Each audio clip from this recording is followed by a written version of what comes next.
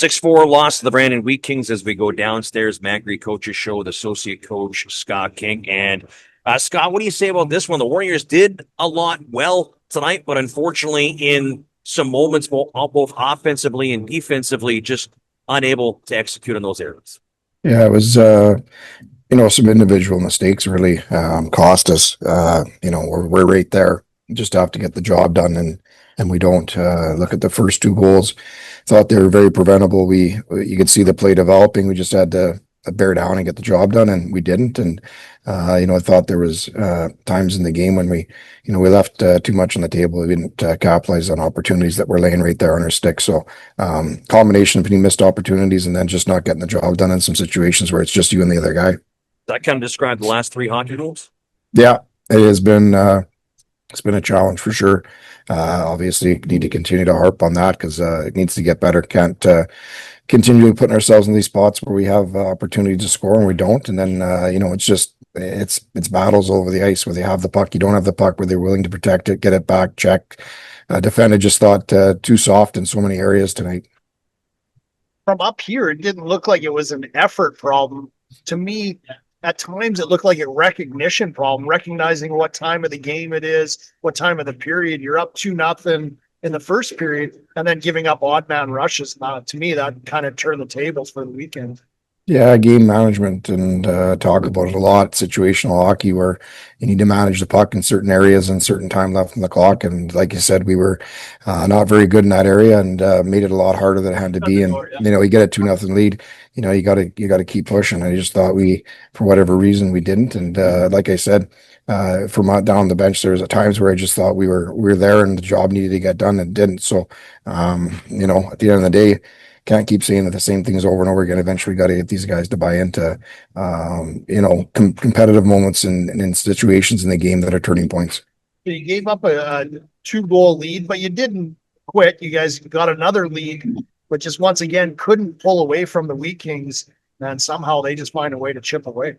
Yeah, we needed that, that insurance marker for sure. Like you said, got ahead and just couldn't pull away.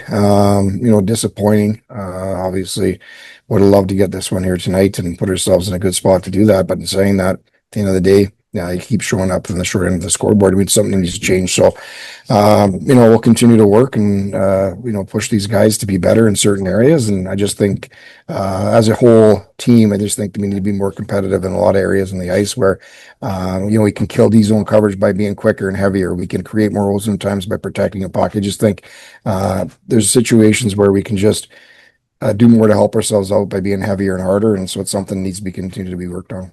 Magri Coaches Show with associate coach Scott King. Appreciate the time, Scott. Good luck as the guys get ready for Saturday against the Smith Current Province. Thanks, guys.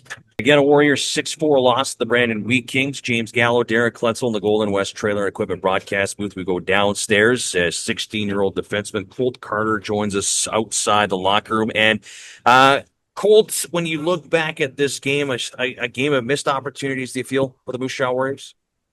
For sure, yeah. I didn't think we played a bad game, but just little breakdowns, and they obviously capitalized on them. There's moments. Do you think this game came down to moments, perhaps? I think so, yeah. There's definitely some moments where we need to be better, and they obviously capitalized. How are things on the bench right now, Cole? You guys are in a bit of a tough spell here in the last 3 games, but season's not far from over. But how are you finding it on the bench? Guys still upbeat? For sure. It can definitely be more upbeat, but I definitely think there's some guys that are down for losing 3 games in a row, but we need to be up more on the bench. Colt, this is my first time seeing you since you came back from your stint with Team Canada. I thought you had a terrific game here tonight. Have you gained some confidence from being at that event? Yeah, for sure. I think I learned a lot from the other players from, I guess, Europe and even Team USA, just implementing it into my game, and I think I've improved.